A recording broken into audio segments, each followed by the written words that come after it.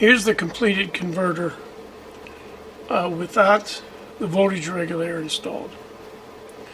I'm powering it up with an analog supply that, well, it has an analog meter as well. It looks like 7 volts or so. I have installed an antenna connector. Move that down a bit for the input and an output connector. The output right now is going to my spectrum analyzer. Do you remember this drawing from part 1?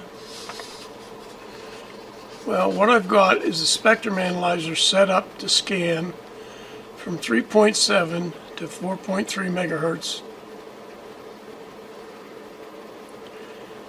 The 4 megahertz crystals installed.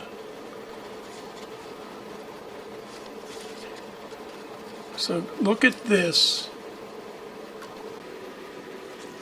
and then look at the spectrum analyzer. It starts at 3.7, stops at 4.3 megahertz. The marker is on the peak at 4 megahertz exactly. This is just noise. I don't have a suitable antenna for the converter, but I have a test lead here from my function generator. I'm just going to lay the test lead here. I've got the function generator set at 60 kilohertz. I'm going to power it up, and look at that. Here's the 4 megahertz signal. Let's see what these two frequencies are.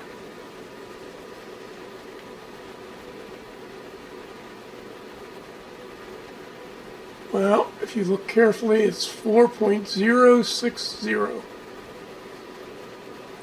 60 kilohertz offset. I'll go look at the other side.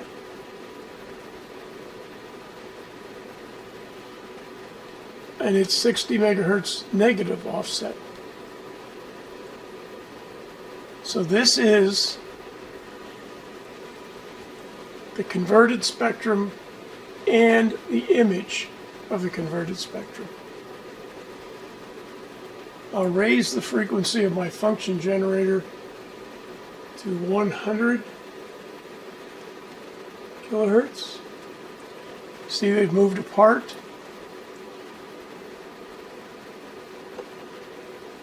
That peak is at 3.9 megahertz.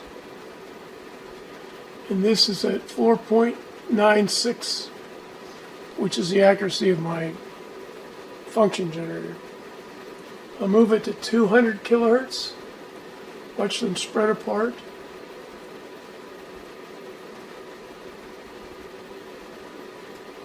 There's a 200 kilohertz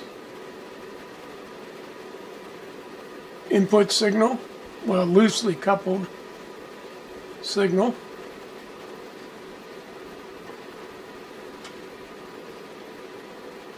And I'm at 4.19. Call that 200 kilohertz offset.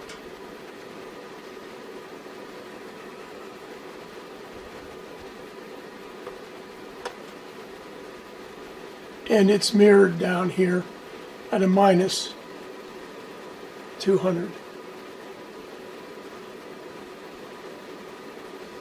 I have to change scales on my function generator now.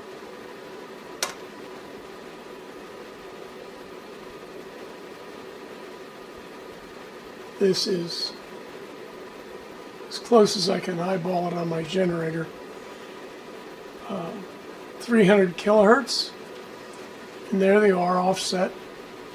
Now, when we use a receiver, we'll only look at this portion of the band. We'll tune from 4 to 430. Now, I'm not putting a sine wave. Let's look what happens when I do a square wave. Square wave is rich in harmonics, and so there they are. Switch back to sine wave. Makes a cleaner signal. So I really wanted to show you the image frequencies that are available. I'll change it now so we're going from 4 megahertz to 4.3.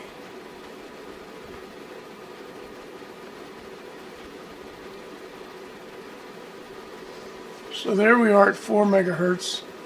This is a residual 4 megahertz oscillator. This is my function generator, which is at 200 kilohertz.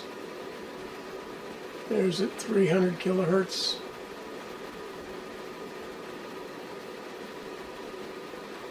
I'll put it at 60 kilohertz again.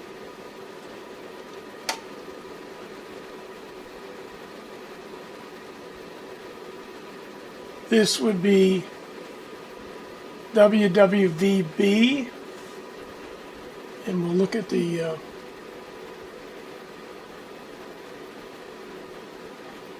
frequency. And there we see 4.059. If we drop to 4, we get 59 kilohertz, which is in the accuracy of my function generators. The accuracy with which I can read the dial. I've hooked it up to the only outside antenna I have, which is a 10 megahertz dipole, which surely is not a very good antenna for this frequency range. I've got this marker set to 60 kilohertz, which is the frequency of WWVB. Something is happening in this area. More importantly, occasionally I get a pulse down here, probably from some intermittent signal.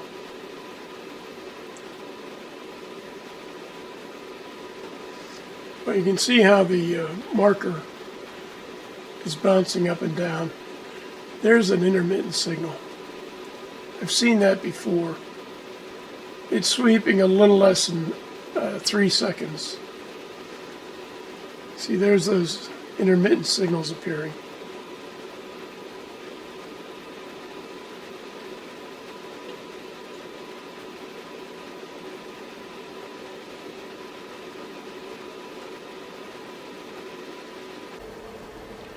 So this certainly has been a pleasant little kit to put together.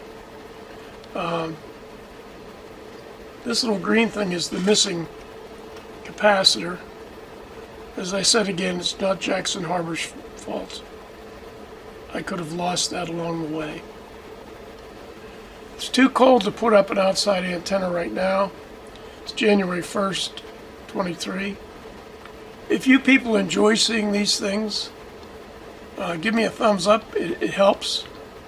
And drop me a note. Make a comment. Thank you.